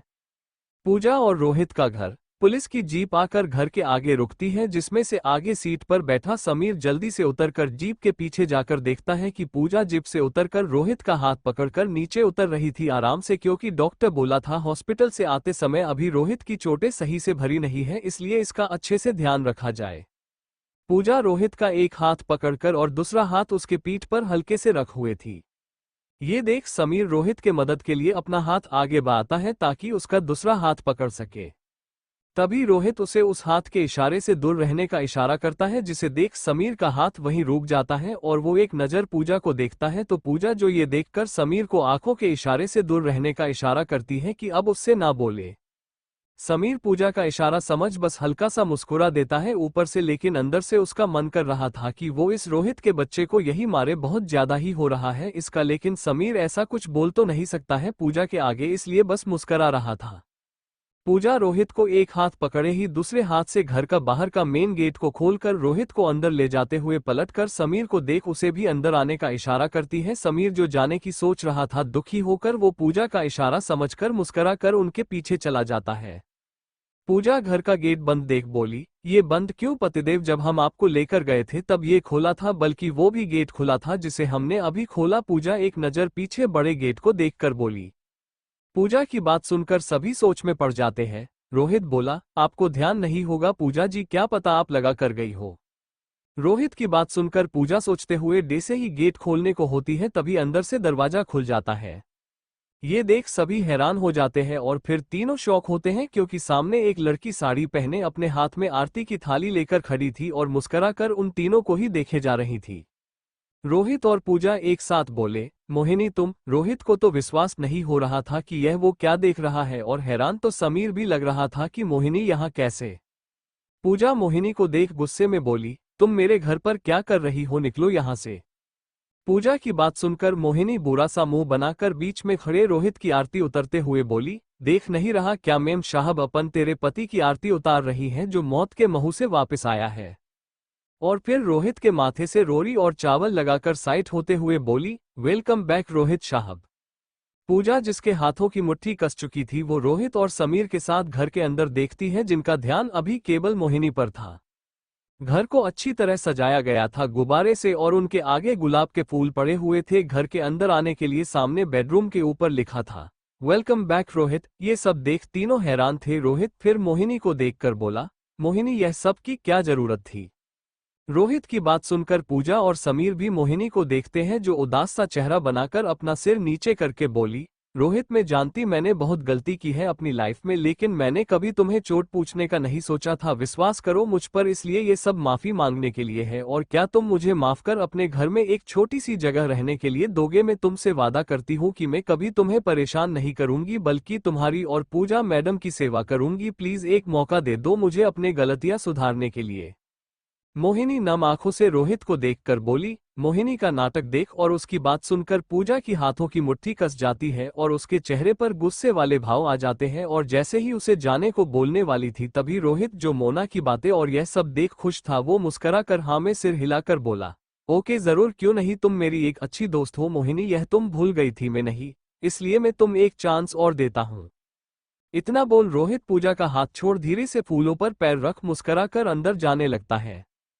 पूजा जो शौक थी रोहित की बात सुनकर वो एक नज़र अपने हाथ को देखती है जो अब खाली है। फिर रोहित और मोहिनी को जो साथ चल रही थे, मोहिनी रोहित के साथ चलते हुए पीछे पलटकर पूजा को देखकर एक टेढ़ी मुस्कान पूजा को पास कर देती है, जिसे देखकर पूजा हैरान हो जाती है। इसका मतलब ये सब इसका नाटक ही है जिसमें उसका रोहित फंस चुका है। तभी उसके कानों में समीर की आवाज आती है जो उसके पीछे खड़ा था। यार ये लड़की तो बहुत बड़ी निकली, कैसे इसने 1 मिनट में तुम्हारे पति का दिल जीत लिया और तुम बस देखती रह गई। समीर की बात सुनकर पूजा गुस्से में रोहित और मोहिनी के पास जाती है, जहां अब मोहिनी ने रोहित को उसके कंधे से पकड़कर सोफे पर बैठा दिया था। पूजा को गुस्से में जाता देखकर समीर के चेहरे पर टेढ़ी मुस्कान आ जाती है। दूसरी तरफ सिंह विला में हॉल में मनीषा जी गुस्से में इधर से उधर घूम रही थी और उनके पास सोफे पर राहुल भी गुस्से में बैठा था। साइड सोफे पर बैठे मनीष जी अपने हाथ में लिए फोन को नीचे रखकर बोले, मनीषा जी कोई भी शेयर होल्डर हमारा कॉल रिसीव नहीं कर रहे हैं और किसी ने तो हमारा नंबर ही ब्लॉक कर दिया। मनीष जी दुखी होकर बोले। मनीषा जी हैरान होकर बोली, लेकिन ऐसा कैसे हो सकता है, वे लोग बीच में डील कैसे कैंसिल कर सकते हैं। तभी राहुल गुस्से से बोला, मॉम मैंने पहले ही बोला था आपसे कि सारे लोग सभी को उस आर्यन के बच्चे ने खरीद लिया है, इन्होंने हमें धोखा भी उसके कहने पर दिया होगा। राहुल की बात सुनकर मनीषा जी उसके पास ही सोफे पर बैठकर बोली, लेकिन इस गधे के पास इतना दिमाग कैसे आ सकता है, जरूर इस सब में उसकी बीवी गैंगस्टर का हाथ होगा, तभी सभी लोग डर के उस आर्यन को अपना वोट दिया। अपनी मां की बात सुनकर रोहित थोड़ी देर सोचकर बोला, हाँ मां ऐसा हो सकता है, बल्कि उसी का हाथ था। तभी मीटिंग में वोटिंग के समय एक साथ सभी के फोन पर मैसेज आया था। राहुल की बात सुनकर मनीषा जी और मनीष जी एक दूसरे को देखते हैं हैरानी से।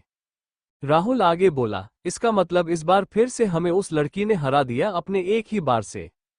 राहुल की बात सुनकर मनीषा जी गुस्से से बोली, उस लड़की को आर्यन की लाइफ और इस घर में लाना हमारी सबसे बड़ी गलती थी, क्योंकि अब वो आर्यन के आगे धार बनकर खड़ी है। क्योंकि हम जितने भी बार आर्यन पर कर रहे हैं उन्हें वो साइड में फेंक देती है और यही वजह है उनके हर बार हारने का। मनीषा जी की बात सुनकर मनीष जी दूसरी साइड देखने लगते हैं। ये देख राहुल बोला, डेड आपको क्या हुआ, आप एकदम साइड में देखने लगे। इतना बोल वो जैसे ही अपनी मां को देखता है तो हैरान रह जाता है, क्योंकि उसके मां उसके पिता को गुस्से से घूरे जा रही थी।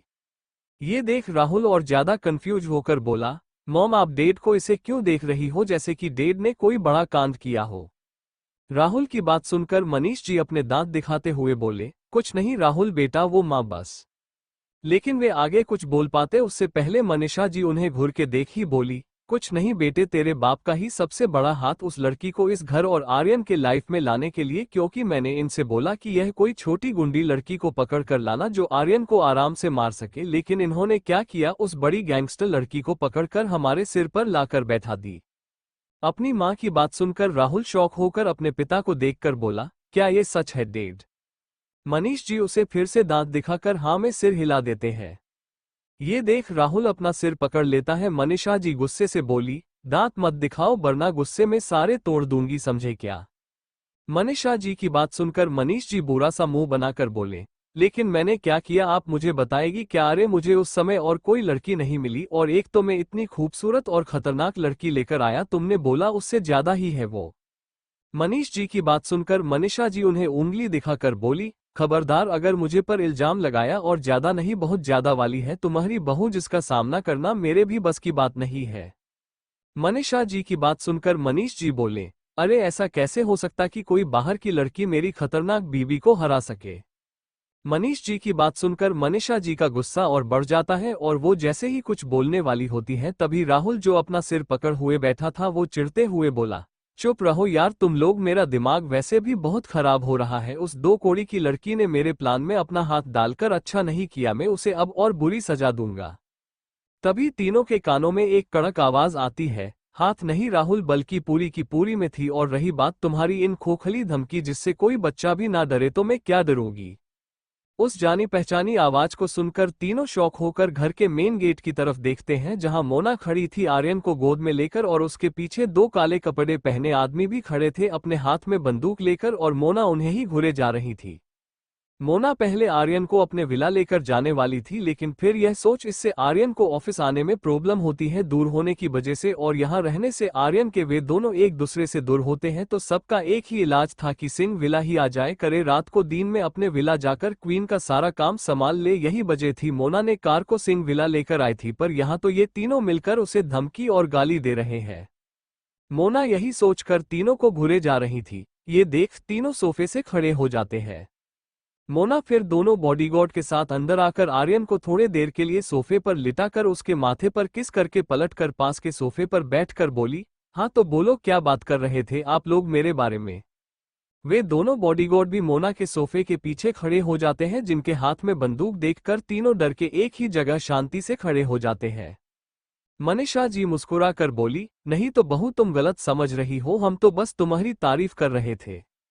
मनीषा जी की बात सुनकर मनीष जी भी हाँ में सिर हिला देते हैं, लेकिन राहुल पहले कुछ नहीं बोलता है और फिर वो मोना को देखकर बोला, मैं तुमसे नहीं डरता लड़की। राहुल की बात सुनकर मोना उसे घूर के देखती है, जिसे देख मनीष जी बोले, चुप करो अपने नालायक बेटे को, वरना ये हमारे ऊपर के टिकट कटवा के ही मानेगा। मनीष जी की बात सुनकर मनीषा जी राहुल को चुप रहने का इशारा करती है, जिसे इग्नोर करके राहुल बोला, तो 2 कौड़ी की औरत उस रात को खुद मेरे बिस्तर पर आई थी और फिर मुझे ही फंसा कर पिटवाया मेरे मासूम भाई से। राहुल की बात सुनकर मनीषा जी और मनीष जी शौक होकर मोना को देखते हैं, जिसके चेहरे पर गुस्से वाले भाव आने लगे थे, और उसके पीछे खड़े दोनों बॉडीगार्ड भी राहुल की तरफ अपनी बंदूक पॉइंट कर देते हैं, जिसे देखकर मनीषा जी जल्दी से राहुल के मुंह पर हाथ रख बोली, बहू उसे माफ कर दो, ये बच्चा है, बच्चे की बात का बुरा नहीं मानते हैं। मनीष जी राहुल का हाथ पकड़कर बोले, नालायक भाभी माँ से इस तरह से बात करते हैं क्या, अब माफी मांग उनसे हाथ जोड़कर। राहुल नामे सिर हिला देता है और कुछ बोलना चाहता था, लेकिन मनीषा जी का हाथ खुद के मुंह पर होने की वजह से कुछ बोल नहीं पा रहा था, जिसे देखकर मोना बोली, छोड़ो उसे, मैं भी तो देखूं इस लड़के में कितनी हिम्मत है। मनीषा जी मोना की बात सुनकर बोली, अरे बहू तुम भी किसी पागल के मुंह लग रही हो, छोड़ो ना। जिसे सुनकर मोना बोली, ठीक है तो जल्दी से इस मेरे आगे से हटो, जिससे पहले मेरे आदमी इस पागल जानवर समझकर गोली मार दे। मोना राहुल को घूर के देखकर बोली, जिसे सुनकर तीनों की आंखें शौक से बड़ी बड़ी हो जाती हैं और तीनों फिर जल्दी से सीढ़ियों से ऊपर अपने अपने रूम में भाग जाते हैं। ये देख वे दोनों बॉडीगार्ड हंसने लगते हैं और मोना के चेहरे पर मुस्कान आ जाती है। मोना फिर सोफे से खड़े होकर उन दोनों बॉडीगार्डों से बोली, तुम लोग सामने बने गेस्ट रूम में जाकर आराम करो, और अगर कुछ खाना हो तो इस तरफ किचन है और मेरा रूम ऊपर साइड में कोने में, तो कुछ भी जरूरी काम हो तो दरवाजा नॉक कर देना। मोना की बात सुनकर वे दोनों गार्ड हाँ में सिर हिला देते हैं। मोना ये देखकर आर्यन को सोफे से उठाकर उसे लेकर सीढ़ियों से अपने रूम में चली जाती है, और उसके जाने के बाद वे दोनों बॉडीगार्ड भी गेस्ट रूम में चले जाते हैं सोने के लिए। पूजा और रोहित का घर। पूजा रोहित और मोहिनी के पास आकर बोली, नहीं तुम इस घर में नहीं रह सकती, क्योंकि ये घर मेरा है, निकलो यहाँ से। पूजा गुस्से में मोहिनी को बाहर की तरफ इशारा करके बोली, जिसे सुनकर मोहिनी अपना सिर नीचे करके बोली, सॉरी दी, मुझे माफ कर दो, लेकिन सच में सुधरना चाहती हूँ। रोहित जो नीचे सोफे पर बैठा ये देख रहा था, वो बोला, पूजा जी उसे एक। लेकिन वो आगे कुछ बोल पाता उससे पहले पूजा गुस्से में मोहिनी का हाथ पकड़कर बोली, मुझे तुम जैसे लड़की अपने घर पर नहीं चाहिए, जो कब मेरे पति को मुझसे छीन ले मुझे ही नहीं पता, इसलिए मैं खुद तुम्हें अपने घर से निकाल रही हूँ। पूजा की बात सुनकर मोहिनी और रोहित हैरान हो जाते हैं, और पूजा के पीछे खड़ा समीर के चेहरे पर ना देखने बोली मुस्कान थी। पूजा की बात सुनकर रोहित बोला, पर पूजा जी वो सुधरना। लेकिन वो आगे कुछ बोल पाता उससे पहले पूजा मोहिनी का हाथ पकड़े ही उसे घर के मेन गेट की तरफ ले जाने लगती है। मोहिनी रोते हुए बोली, प्लीज दी, एक मौका तो दो, लेकिन पूजा गुस्से में किसी की नहीं सुन रही थी। तभी रोहित सोफे से लटकाते हुए खड़ा होकर बोला, मैंने कहा रुको पूजा जी। लेकिन पूजा अभी भी नहीं रुकती है, और वो जैसे ही मोहिनी को घर से बाहर करने वाली थी, तभी रोहित भी गुस्से में बोला, तो फिर मैं भी जा रहा हूं आपका घर छोड़कर। रोहित की बात सुनकर पूजा के कदम वहीं रुक जाते हैं और सभी उसे हैरान होकर देखते हैं, जिसे देखकर रोहित धीरे धीरे कदमों से आगे बढ़ते हुए बोला, जब ये घर आपका है और मेरी दोस्त यहाँ रह भी नहीं सकती, तो फिर मैं क्यों रहूं इस घर में, क्या पता कब आप मुझे बोल दे कि रोहित निकलो मेरे घर से, तो उससे तो अच्छा यही होगा कि मैं अभी चला जाऊं, फिर आप रहना जिसके साथ रहना चाहती हो, आपका दोस्त या आपका। रोहित रुककर पूजा और मोहिनी के पास आकर खड़ा हो जाता है और समीर रोहित के पीछे खड़ा होकर उन दोनों को देख रहा था, जहां मोहिनी अपना सिर नीचे करके चुपचाप खड़ी थी और पूजा हैरानी से रोहित को देख रही थी। पूजा फिर मोहिनी का हाथ छोड़कर बोली, आपने इस लड़की के लिए मुझसे ऐसा बोला और गुस्से में बात की। इतना बोलते हुए उसके आंखों में नमी आ जाती है। पूजा के आंखों में आंसू देखकर रोहित अपने गुस्से को कंट्रोल करके बोला, पूजा जी आप मेरी बात सुन ही नहीं रही थी, मुझे इस तरह से बात करनी पड़ी वरना।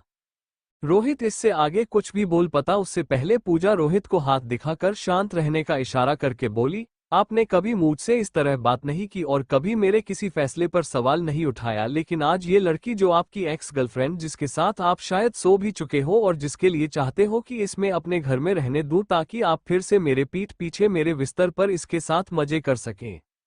पूजा की बात सुनकर सभी हैरान हो जाते हैं। रोहित का चेहरा गुस्से से लाल हो गया था और अगले पल पूजा के गाल पर एक जोर का थप्पड़ रसीद देता है रोहित, जिसे देख मोहिनी अपने मुंह पर हाथ रख लेती है और पीछे खड़ा समीर की गुस्से से हाथों की मुट्ठी कस जाती है और पूजा हैरानी से अपने गाल पर हाथ रखकर रोहित को देख रही थी। समीर गुस्से में आगे बढ़ते हुए बोला, तुम्हारी हिम्मत कैसे हुई एक पुलिस वाली के ऊपर हाथ उठाने की जो मेरी भी सीनियर है, मैं तुम्हें अभी गिरफ्तार कर सकता हूं। समीर रोहित की कॉलर पकड़कर बोला, जिसे रोहित एक झटके में समीर के हाथों को दूर करके उसे धक्का देकर उसकी तरफ अपनी उंगली पॉइंट करके बोला, दूर रहना और अभी यह मेरी बीवी है, तेरी दोस्त और सीनियर बाद में है और हमारे बीच में मत आना वरना मुझसे बुरा कोई नहीं होगा, समझा। और फिर रोहित पलटकर गुस्से में पूजा को लाल आंखों से उसे घूर के देखकर बोला, आप जानती क्या मेरे और इसके रिश्ते के बारे में? पूजा जी जो इस तरह की बात कर रही है, अरे मैंने कभी इस लड़की को अपनी गर्लफ्रेंड माना ही नहीं, सिर्फ दोस्त माना था। तो इसके साथ बिस्तर पर तो दूर की बात, मैंने कभी इस उस नजरों से देखा तक नहीं। और रही बात इस घर में आपके पीठ पीछे की, तो मुझे ऐसा करना होता ना तो तभी कर लेता जब अपने इसे रूही समझकर जॉब दी और आप अपनी ड्यूटी पर गई थी, लेकिन मैंने तब भी इसे अपने करीब भी नहीं आने दिया, एक मर्द होते हुए भी, क्योंकि मैं आपसे प्यार करता हूँ, इससे नहीं यह क्या कोई भी परी आ जाए पूजा जी तब भी मैं उसे आपकी जगह कभी नहीं दूंगा। अरे बोलने से पहले थोड़ा तो सोच लिया होता आपने कि मेरे दिल में आप केवल आप हो। बोलने के साथ ही रोहित के आंखों में आंसू आ जाते हैं और वो पलटकर गुस्से में तेज कदमों से बेडरूम में चला जाता है। रोहित के जाने के बाद पूजा के आंखों में आंसू आ जाते हैं, उसने फिर गुस्से में अपने पति का दिल दुखा दिया। समीर पूजा के पास आकर बोला, पूजा क्या तुम ठीक हो? देखो मैं तुम लोगों के बीच में नहीं बोलना चाहता था, लेकिन कुछ भी हो रोहित को तुम पर हाथ नहीं उठाना चाहिए था। अरे पति है तो क्या अपनी पत्नी को मारेगा, जो कानून के नजरों में अपराध है। समीर आगे कुछ बोल पाता उससे पहले पूजा उसे नम आंखों से देखकर बोली, गलती मेरी थी समीर, मुझे इस चीज का ध्यान रखना चाहिए कि मैं क्या बोल रही हूँ, और अगर इस समय उनकी जगह में होती तो शायद मेरा भी हाथ उठ जाता उनके ऊपर, और तुम्हें दूर रहना चाहिए। यह मामला मेरा और मेरे पति का तो मैं देख लूंगी, तुम घर जाओ, कल थाने में मिलते हैं।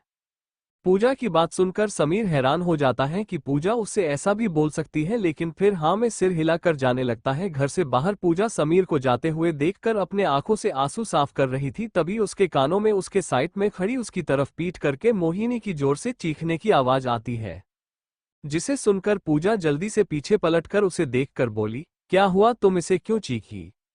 बोलने के साथ साथ पूजा मोहिनी के नजरों का पीछा करती जो नीचे फर्श को देखे जा रही थी, जहां खून की बूंदें नीचे गिरी थी लाइन से, जो पूजा के बेडरूम की तरफ जा रही थी, जिसे देख पूजा की आंखें भी शौक से बड़ी बड़ी हो जाती हैं और वो बेडरूम की तरफ भागते हुए बोली, रोहित, जिसकी आवाज से मोहिनी भी अपने शौक से बाहर आकर उसके पीछे जाती है तेज कदमों से। दूसरी तरफ सिंह विला मोना और आर्यन का रूम।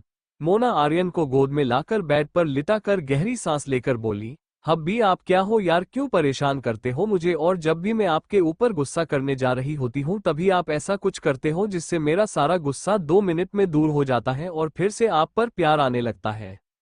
मोना आर्यन के पास बेड पर बैठकर उसके माथे पर किस करके बोली और प्यार से आर्यन के सिर के बालों में हाथ फेरते बोली, सच बोलूं तो मुझे आप पर उस समय इतना गुस्सा आ रहा था जब मुझे उस लिली से पता चला कि आप जीतू दादा के पास गए। यह अच्छा था कि आप उस समय मेरे सामने नहीं थे, वरना मैं अपने पति का खून करके खुद विधवा हो जाती। इतना बोल मोना के चेहरे पर मुस्कान आ जाती है, क्योंकि उसने इस पल के बारे में सोच लिया था, अगर उस समय आर्यन उसके सामने होता उसके विला में और मोना उसके ऊपर गन पॉइंट करके खड़ी होती और उससे कहती, आपकी हिम्मत कैसे हुई मुझसे बिना पूछे ऐसा करने की।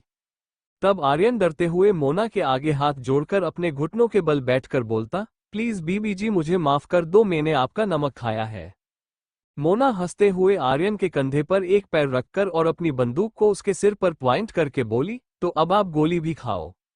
आर्यन अपनी आंखें बंद कर लेता है डर से, जिसे याद कर मोना की मुस्कान बढ़ती जा रही थी क्योंकि ऐसा हो भी सकता था उसके साथ।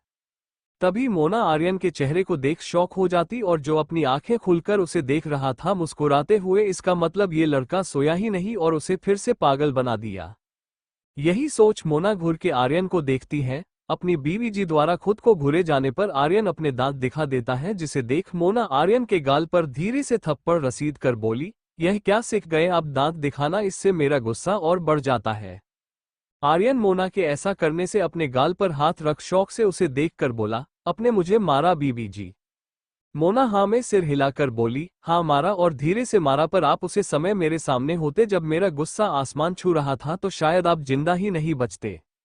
मोना की बात सुनकर आर्यन का मुंह खुला का खुला रह जाता। मोना जिसे इग्नोर करके अलमारी की तरफ जाते हुए बोली, अच्छा हब्बी आपने मेरी बंदूक क्यों उठाकर ले गए थे ऑफिस। इतना बोल मोना अलमारी से अपनी नाइट ड्रेस निकालकर कपड़े चेंज करने लगती है। आर्यन मोना की बात सुनकर रोनी सी शकल बनाकर उसे देखकर बोला, जाओ मुझे नहीं करनी आपसे बात, बीबी जी अपने मुझे मारा।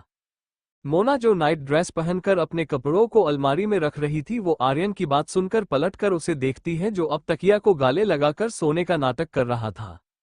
ये देख मोना गहरी सांस लेकर बोली, कभी कभी मुझे ऐसा लगता है कि आप मेरी औरत और मैं आपका मर्द हूँ, क्योंकि मर्द वाले सारे काम में करती हूँ और आप मेरी औरत जैसे मुझे परेशान करते हैं। अब देखो हल्का सा मारा था मैंने आपको, लेकिन आपको देखो कैसे मुंह फुला कर लेते हो। मोना बेड पर आकर बोली। आर्यन ये देख अपना मुंह टेढ़ा करके मोना की तरफ पीठ करके लेट जाता है। ये देख मोना गहरी सांस लेकर बेड पर लेटकर बोली, हाँ यह सही किया, अपने अब मैं चैन की नींद सोने वाली हूँ, क्योंकि आपको ही नींद नहीं आती मेरे ऊपर सोए बिना। मोना मुस्कुराते हुए अपनी आंखें बंद करके बोली। मोना की बात सुनकर आर्यन मुंह टेढ़ा करके बोला, ऐसा कुछ नहीं है, मुझे नींद आ जाएगी आपके ऊपर सोए बिना भी। इतना बोल वो अपनी आंखें बंद कर लेता है। मोना बस हल्का सा मुस्कुरा देती है, उसे पता था कि कुछ देर बाद क्या होने वाला है। दूसरी तरफ पूजा और रोहित का घर। पूजा जैसे ही भागकर अपने बेडरूम में आती है तो देखती है कि रोहित गुस्से में बेड पर लेटा है और उसके पैर से खून निकल रहा था। ये देख पूजा रोहित के पास आते हुए बोली, रोहित आपके पैर। लेकिन रोहित पूजा की बात को बीच में रुककर उसकी तरफ पीठ करके बोला, अभी मुझसे कोई बात नहीं करे पूजा जी, मेरा मोड़ बहुत दर्द हो रहा है। पूजा रोहित की बात को इग्नोर करके उसका पैर अपने हाथों में लेकर बोली, रोहित खून निकल रहा है आपके पैर से, आपका ध्यान कहाँ। अरे मुझसे गुस्सा हो तो क्या खुद की चोट पर ध्यान नहीं दोगे, देखो कितना खून बह रहा है। पूजा रोते हुए बोली। रोहित पूजा की बात सुनकर एक नज़र अपने पैर को देखता है जहां हल्का सा खून निकल रहा था, और फिर पूजा के चेहरे को जहां से आंसू की धारा बह रही थी। रोहित ये देख गहरी सांस लेकर बोला, पूजा जी इतना भी खून नहीं बह रहा, थोड़ा सा है हो जाएगा जल्दी ठीक, आप रो मत। रोहित की बात सुनकर पूजा उसे नम आंखों से देखकर बोली, आपको ये थोड़ा देख रहा, अरे वहां देखो आप जहां से चलकर आए थे, अभी वहां खून की कितनी बूंदें नीचे जमीन पर पड़ी है, और रुको मैं अभी इस पर पट्टी करती हूँ वरना और खून बहने लगेगा। इतना बोल वो जाने लगती है बेड से उठकर दवाई बॉक्स लेने, जिसे देखकर रोहित गहरी सांस लेकर बोला, लेकिन इसकी जरूरत नहीं। लेकिन तभी मोहिनी अपने हाथ में दवाई का बॉक्स लेकर आ जाती है और अपना सिर नीचे करके उसे पूजा के आगे कर देती है। पूजा घूर के मोहिनी को देख उसके हाथ से बॉक्स लेकर बोली, मैं अपने पति पर विश्वास करती हूँ, इसलिए तुम्हारी सारी नौटंकी जानने के बाद भी तुम्हें इस घर में रहने की इजाजत देती हूँ, लेकिन मेरी एक बात कान खोलकर सुन लेना, मेरे पति से 4 कदम दूर रहना। जिस समय मैंने तुम रोहित के पास देखा उसी समय तुम इस घर के बाहर होगी। पूजा की बात सुनकर मोहिनी अपना सिर ऊपर करके हल्का सा मुस्कुराकर हाँ मैं सिर हिलाकर उसे थैंक्स बोलती है। ये देख पूजा पलटकर रोहित के पास आकर बोली, अब यहाँ खड़ी मत रहो, जाओ गेट बंद कर, तुम घर में कहीं भी सो सकती हो, हॉल या किचन में। पूजा बेड पर बैठकर दवाई का बॉक्स खोलकर उसमें रोई निकालकर रोहित के पैर से खून साफ करके बोली। जिसे सुनकर मोहिनी रोहित को देखती है तो रोहित उसे आंखों के इशारे से जाने का इशारा करता है, जिसे समझकर मोहिनी मुस्कुराकर गुड नाइट बोल रूम का गेट बंद कर चली जाती है। पूजा रोहित की चोट साफ करते हुए टेढ़ी आंखों से करके ये सब देख रही थी कि किसे रोहित ने मोहिनी को आंखों के इशारे से जाने को बोला, और यह ना देखने वाली मुस्कान जिससे पूजा को इतनी जलन होती है कि वो रोहित की पैर की चोट पर हल्का सा दबा देती है, जिससे रोहित के मुंह से चीख निकल जाती है, जिसे सुनकर पूजा कुछ बोल पाती उससे पहले रूम का डोर एकदम से खोलकर मोहिनी आकर बोली, क्या हुआ रोहित, तुम चीखे क्यों? मोहिनी की आवाज सुनकर पूजा पलटकर घूर के उसे देखकर बोली, कुछ नहीं हुआ मेरे पति को, तुम जाकर सो जाओ, मैं हूं उसके पास, उसकी पत्नी, तो चिंता मत करो। पूजा की बात सुनकर मोहिनी फिर से रोहित को देखती है तो रोहित जैसे ही उसे आंखों से इशारा करने वाला होता है कि वो ठीक है, तभी पूजा पलटकर रोहित को घूर के देखती है, जिसे देख रोहित जल्दी से दूसरी तरफ दीवार की ओर देखने लगता है, जिसे देखकर मोहिनी कंफ्यूज हो जाती है। लेकिन तभी पूजा उसे देखकर बोली, वो अब तुम्हें इशारा नहीं करेगा, तुम जाओ यहां से जिससे पहले कि मेरा दिमाग खराब हो। पूजा की बात सुनकर मोहिनी जल्दी से रूम का डोर बंद करके चली जाती है, जिसे देख पूजा गुस्से से बोली, इसे इशारे से बात करनी है मेरे पति से, इसकी तो मैं। तभी रोहित बोला, पूजा जी वो चोट। रोहित हल्का सा मुस्कुराकर पूजा को चोट की तरफ इशारा करके बोला, ताकि पूजा इस आंखों से इशारे वाली बात को भूल जाए। पूजा रोहित की बात सुनकर रोहित की पैर की चोट पर दवा लगाकर पट्टी करते हुए बोली, पतिदेव मैं सब समझ रही हूँ, लेकिन आप भी मेरी एक बात कान खोलकर सुन लेना कि आपको इससे दूर रहना है, और आंखों में बात की आपने उससे तो आपकी दोनों आंखें निकाल लूंगी, समझे आप? पूजा की बात सुनकर रोहित का मुंह खुला का खुला रह जाता है, जिसे देख पूजा बोली, शौक होने की जरूरत नहीं है, आप पर विश्वास, इसका मतलब ये बिल्कुल भी नहीं है कि आपको मैंने पूरी छूट दे दी, क्योंकि एक बार विश्वास टूटा तो शायद हमारा रिश्ता भी नहीं बचे, तब हमें अलग होने से कोई नहीं रोक पाएगा, समझे आप? इतना बोल पूजा दवाई का बॉक्स को साइड टेबल पर रख देती है। पूजा की बात सुनकर रोहित उसका हाथ पकड़कर उसे अपने करीब खींचता है, जिससे पूजा जाकर रोहित के करीब आ जाती है और उसके हाथ रोहित के सीने पर आ जाते हैं, और वो उसके आंखों में देखकर बोली, पतिदेव आप ये। लेकिन तभी रोहित पूजा के होठों पर उंगली रखकर उसे चुप रहने का इशारा करके पूजा के वालों को उसके कान के पीछे करके बोला, आपको विश्वास है ना मुझे पर, तो फिर चिंता किस बात की, मैं किसी भी हाल में आपके विश्वास को टूटने नहीं दूंगा, इतना विश्वास रखना मुझ पर। रोहित की बात सुनकर पूजा भी उसका चेहरा अपने हाथों में लेकर बोली, आप पर आंखें बंद करके विश्वास है मुझे, लेकिन किसी और पर नहीं, अगर उसने मुझसे आपको छीन लिया तब मैं क्या करूंगी? इतना बोल पूजा के आंखों में नमी आ जाती है, जिसे देख रोहित उन्हें साफ करके बोला, ऐसा कभी नहीं होगा, कोई मुझे आपसे दूर नहीं कर सकता, चाहे कुछ भी हो जाए। इतना बोल रोहित पूजा को सीने से लगाकर उसके सिर पर किस करता है, जिसका एहसास होते ही पूजा आंखें बंद कर रोहित से चिपक कर बोली, रोहित कितना समय हो गया हमें ऐसे पल को जिए हुए? रोहित बोला, हाँ पिछले 3-4 दिन हमारे लिए अच्छे नहीं थे, लेकिन कोई बात नहीं, अब हमें ऐसा नहीं होने देंगे। रोहित मुस्करा कर बोला, जिसे सुनकर पूजा भी मुस्करा देती है। Thank you for listening. मुझे उम्मीद है आपको ये स्टोरी पसंद आई होगी। अगर आपको पसंद आए है तो प्लीज लाइक और कमेंट करना ना भूलें, और मोर स्टोरीज के लिए सब्सक्राइब करें। मिलते हैं नेक्स्ट वीडियो में।